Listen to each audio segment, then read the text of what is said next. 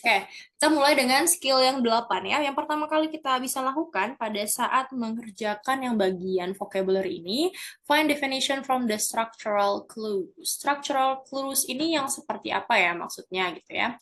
Jadi dari clue-clue yang kita dapat itu biasanya ada punctuation. Misalnya punctuation di sini ada pakai koma, ada pakai parenthesis, ada pakai dashes. Kalau restatement biasanya dia pakai or, that is, in other words itu untuk menyatakan. Jadi kalau misalnya dia pakai or, misalnya nih, I love chocolate. In the other words, something that has brown color.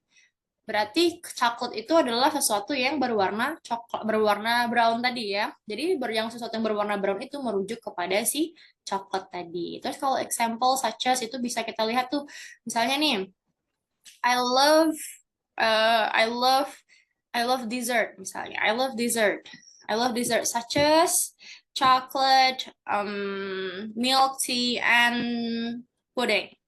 Jadi di sini ada beberapa contoh example ya, 3 example menandakan bahwa itu adalah contoh-contoh dari si dessert itu. Jadi akan ditanyakan kira-kira dessert itu maknanya apa? Dessert itu mungkin what is it ya?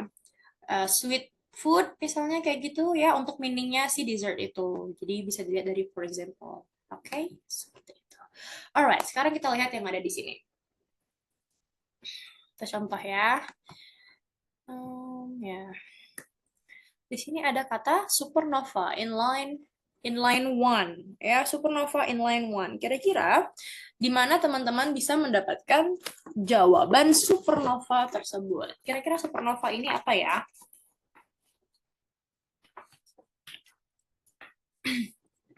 Oke, kita coba baca dulu kali ya.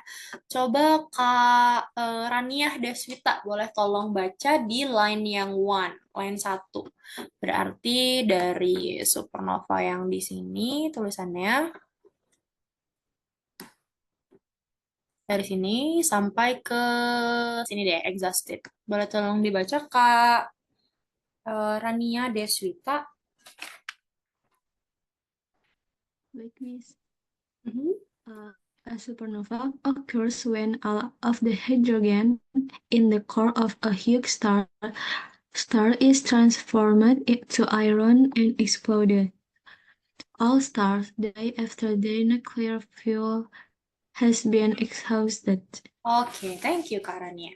Ya, jadi kalau mengerjakannya, misalnya udah ada clue-nya nih ya, misalnya supernova inline one, berarti kita udah pasti fokus kepada si supernova inline one ini. Line one kan sampai sini ya, ini dari satu yang paling atas ya. Dia mengatakan bahwa line is which of the following ya. A supernova inline one is which of the following. Is berarti dia definition-nya ya.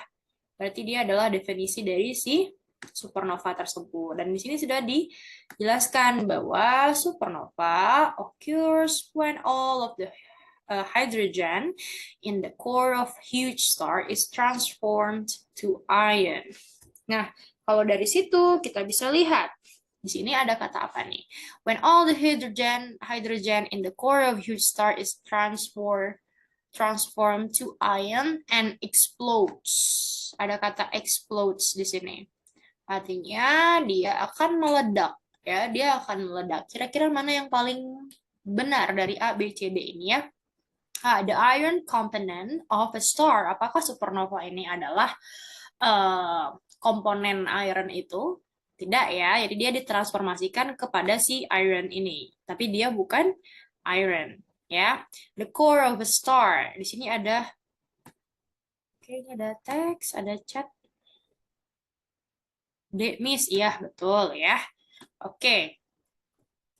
Kak, siapa tadi? Karania ya, thank you Karania. Jadi jawabannya adalah the explosion of a star ya. Kalau hydrogen in the star, nah tiga-tiganya ini adalah lebih ke si prosesnya tadi ya di atas ini. Tapi hasilnya adalah atau secara general supernova itu ya adalah ledakan ya, the explosion of a star.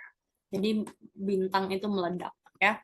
Oke, yang number two. Number two, ada kata Magellan. Magellan Cloud in line 7. Ya, in line 7. Berarti kita lihat aja di line 7 di sini di mana.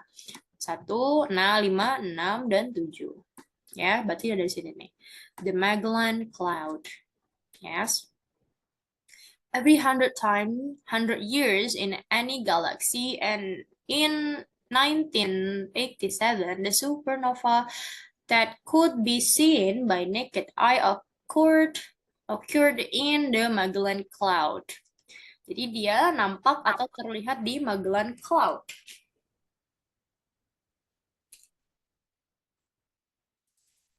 Kira-kira jawabannya yang mana? Apakah dia a galaxy inside the Milky Way? Terus ada cloud composed of hydrogen, a galaxy near the Earth's galaxy, a cloud in the sky above the Earth. Ya, kalau misalnya yang pertama tadi kan dia pakai tanda baca N ya, bukan pakai N kayak or ya, bisa pakai N kalau di sini, tapi ini pakai N. Jadi N ini menandakan si kata supernova ini. Yes. Terus di sini ada koma. Ada tanda baca, yes, ada tanda baca koma.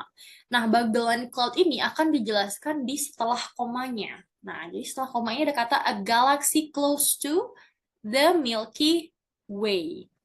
A galaxy close to the Milky Way. Tapi di sini nggak ada pilihannya. Ya, pilihannya adalah inside the Milky Way. Tapi dia bukan inside the Milky Way, dia bilang adalah a galaxy close, dekat dengan Milky Way. Ya. Oke, sekarang kita belum tahu nih, kira-kira galaksi Milky Way ini apa? Dia bilang dekat dengan Milky Way. Di sini dijelaskan nih di kalimat selanjutnya. Milky Way itu adalah pakai parentesis ya, atau tanda baca nih. Tanda baca dalam kurung ya. The galaxy that includes the Earth. The galaxy that includes the Earth. Galaksi yang termasuk bumi. Ya, berarti galaksi yang termasuk bumi. Jadi bumi itu juga termasuk ke dalam galaksi. Yes, berarti Milky Way ini yang dia bilang a galaxy close to Milky Way berarti dia berdekatan dengan Earth. Ya, di sini dia dibilang Earth. Oke, jadi jawaban yang paling tepat adalah a galaxy near the Earth galaxy. Ya, jadi si Magellan Cloud ini juga sebuah galaksi dan dia berdekatan dengan bumi, ya dengan bumi galaksi bumi. Dari mana kita lihatnya? Ini ada kata close. Close itu punya makna yang sama, sinonimus dengan near, ya, near the Earth's galaxy. Oke, kita lanjut lagi number 7. Di number 7 ada kata Milky Way di line 9. Ya, berarti Milky Way tadi yang ini ya, the galaxy that includes the Earth since 1607. Kita lihat, part of the Earth, a galaxy close to the Earth, the galaxy that is home to the Earth, terus ada a creamy colored cloud in the sky. Nah, kalau teman-teman perhatikan, tadi ada structural ya, dia bilangnya structural itu ada kata pakai parenthesis atau dalam kurung ya. The galaxy that includes the Earth. Oke, yes, C ya. Oke, nice. Thank you, Kak. Siapa tadi yang menjawab ya? Oke, Kak Merisa. Thank you, Kak Merisa.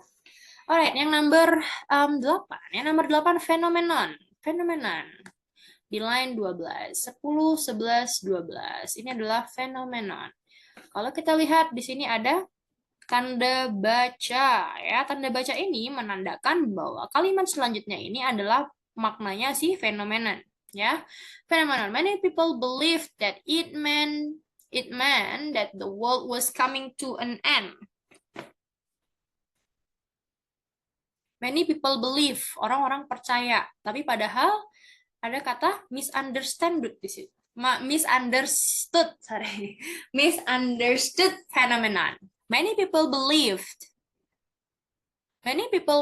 that it meant that the world was coming to an end.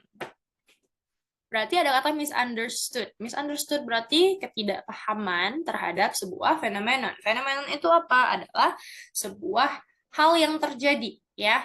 Misalnya kalau everyday occurrence ini tidak sama ya, karena dia bilang misunderstood. Berarti maknanya adalah negatif, ya.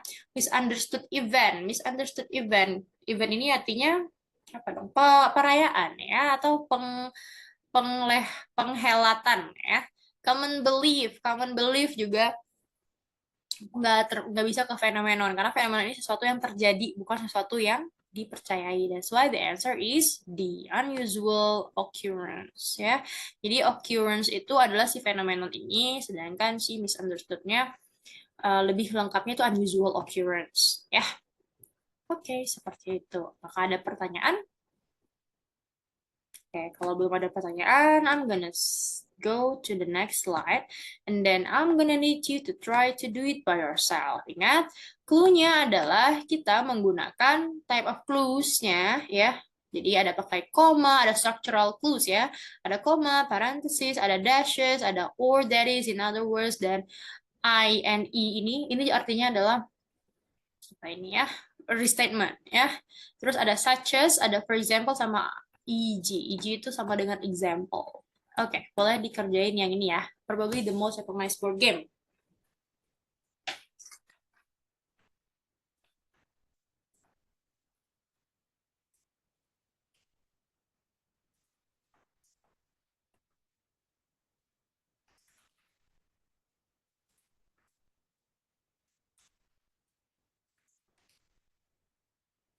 Oke, wait.